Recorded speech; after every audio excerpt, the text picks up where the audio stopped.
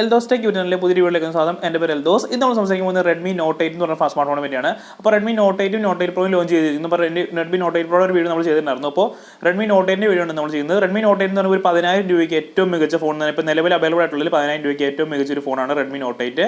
ഒരു അടിപൊളി ഫോൺ തന്നെ പറയാം. നല്ലൊരു പ്രൊസസർ ഉണ്ട്. സ്നാപ്ഡ്രാഗൺ 655 ഒരു നല്ല പ്രൊസസറും നല്ലൊരു ബാറ്ററി, 4000 mAh ബാറ്ററി, അതുപോലെ നല്ല ഒരു ഡിസ്പ്ലേ മുതൽ നല്ല ഒരു ഇതുള്ള ഫോണാണ് റെഡ്മി നോട്ട് 8. അപ്പോൾ റെഡ്മി നോട്ട് 8 അടിപൊളി വിശേഷങ്ങളാണ് നമ്മൾ നോക്കാൻ പോകുന്നത്. റെഡ്മി നോട്ട് 8 വാങ്ങിക്കാൻ നിൽക്കുന്നതാണ് തീർച്ചയായിട്ടും ഈ വീഡിയോ കാണുക.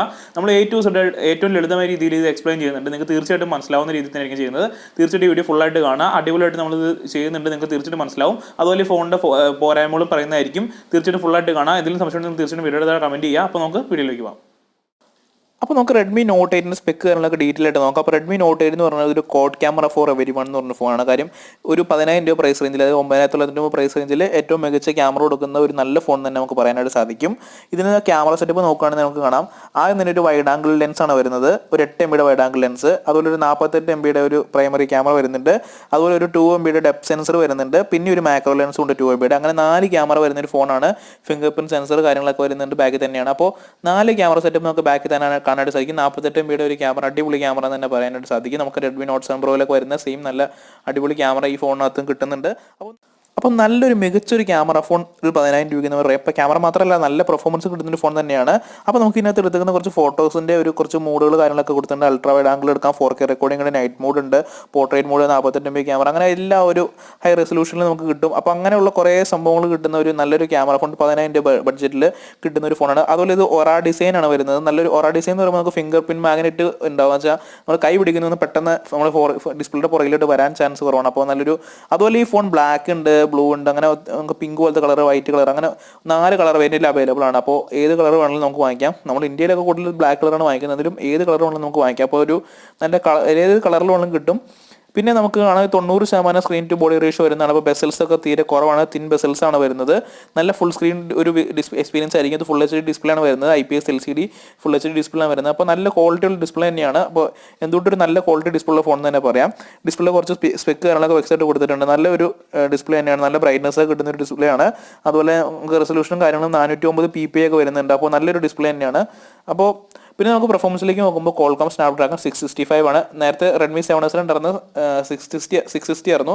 660നേക്കാളും നല്ലൊരു പ്രൊസസറാണ് 65. നല്ലൊരു ഈ 10,000 രൂപ പ്രൈസ് ആണെങ്കിൽ Qualcommൻ്റെ ഒരു ബെസ്റ്റ് പ്രൊസസർ തന്നെ പറയാം. എന്തുകൊണ്ട് നല്ല പ്രൊസസറാണ്. സ്നാപ്ഡ്രാഗൺ 712 ഒക്കെ ഒരു ഏകദേശം റേഞ്ച് പെർഫോമൻസ് അടുത്ത് കിട്ടുന്ന ഒരു പ്രൊസസർ തന്നെയാണ് സ്നാപ്ഡ്രാഗൺ 665. അല്ല 665 65 ഒരു നല്ല അടിപൊളി പെർഫോമൻസ് കിട്ടുന്ന ഒരു പ്രൊസസർ തന്നെ നമുക്ക് പറയാനായിട്ടും.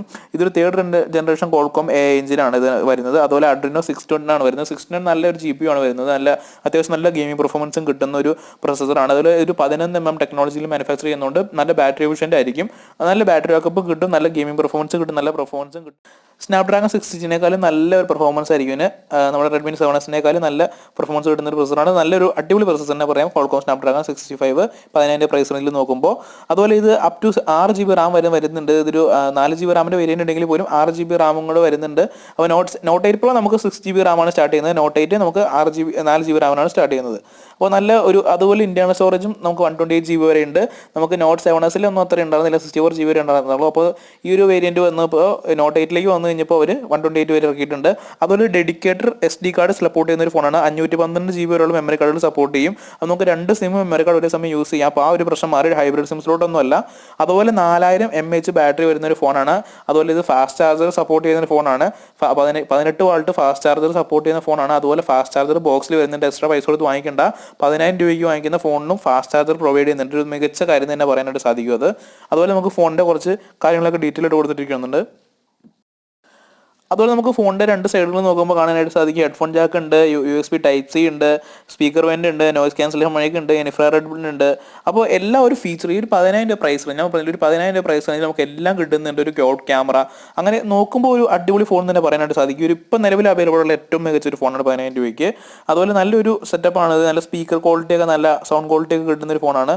അപ്പോൾ എന്തുകൊണ്ടും ഞാൻ പറഞ്ഞില്ല 10,000 രൂപ പ്രൈസ് റേഞ്ചിൽ ഇപ്പോൾ നമുക്ക് ഒരു ആർക്കും റെക്കമെൻഡ് ചെയ്യാൻ പറ്റുന്ന ഫോണാണ്. കാര്യം ഗൊറില്ല ഗ്ലാസ് 5 ഉണ്ട്, ഫ്രണ്ട് ബാക്കിൽ 4000 mAh ബാറ്ററി ഉണ്ട്, ഫാസ്റ്റ് ചാർജിങ് സപ്പോർട്ട് ഉണ്ട്, ചാർജർ ബോക്സ് ലിങ്ക് ഫ്രീ ആയിട്ട് കിട്ടും, അതുപോലെ P2A പ്രൊട്ടക്ഷൻ, ഒരു വാട്ടർ റെസിസ്റ്റന്റ് കോട്ടിംഗ് ഉണ്ട്, നമുക്ക് ഡസ്റ്റ് പ്രൂഫ് കോട്ടിംഗ്, അതുപോലെ നല്ലൊരു 48 MP മികച്ച ക്യാമറ, അതുപോലെ ഒരു അൾട്രാ വൈഡ് ആംഗിൾ ക്യാമറ, ഒരു കോഡ് ക്യാമറ സെറ്റപ്പ്, അതുപോലെ കോൾകോം സ്നാപ്ഡ്രാഗൺ 665 പ്രൊസസ്സർ.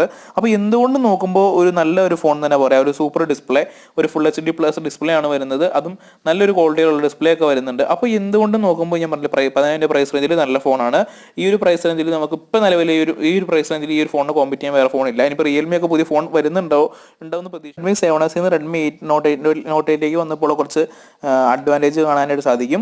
നിങ്ങൾക്ക് വീഡിയോ പൗസ് ചെയ്തിട്ട് കൃത്യമായിട്ട് വായിക്കാവുന്നതാണ്. ഞാനിപ്പോൾ എല്ലാം പറഞ്ഞ കാര്യങ്ങളൊക്കെ തന്നെയാണ്, എന്നാലും ജസ്റ്റ് എന്തൊക്കെയാണ് കൂടുതൽ വന്നേക്കുന്ന അഡ്വാൻറ്റേജ് കാര്യങ്ങളൊക്കെ എനിക്ക് വ്യക്തമായിട്ട് കൊടുത്തിട്ടുണ്ട്. വീഡിയോ പൗസ് ചെയ്തിട്ട് വായിക്കാവുന്നതാണ്. അപ്പോൾ ഓവറോൾ ഒരു അടിപൊളി ഫോണാണ്. ഞാൻ പറഞ്ഞില്ല 9,900 പ്രൈസ് റേഞ്ചിൽ ഒരു 4GB 64GB വരുന്ന ഒരു അടിപൊളി ഫോണാണ്. എന്തുകൊണ്ടും ഈ ഒരു പ്രൈസ് റേഞ്ചിൽ ഇപ്പോൾ വേറെ ഫോണൊന്നും ഇനിയിപ്പോൾ നിലവിൽ ഇപ്പോൾ ഇതിന് കോമ്പറ്റ് ചെയ്യാനായിട്ടില്ല, ഇനി വരാൻ പോകുന്നുള്ളൂ. ഇപ്പം നിലവിൽ ഏറ്റവും ഒരു അടിപൊളി ഫോൺ തന്നെ പറയാം, തീർച്ചയായിട്ടും ഒരു അടിപൊളി ഫോണാണ്. അപ്പോൾ ഇതുപോലെ ടെക്നോളജി വീഡിയോ കിട്ടുന്നുണ്ട് ഈ ചാനൽ സബ്സ്ക്രൈബ് ചെയ്യുക. ഇനി ഈ ഫോണിനെ പറ്റി എന്തെങ്കിലും ഡൗട്ട് ഉണ്ടെങ്കിൽ തീർച്ചയായിട്ടും ഈ വീഡിയോ കമൻറ്റ് ചെയ്യുക. അപ്പോൾ നമുക്ക് ഇതുപോലെ ടെക്നോളജി വീഡിയോ അടുത്ത എപ്പിസോഡിൽ വരാം. അതുവരെ ബൈ.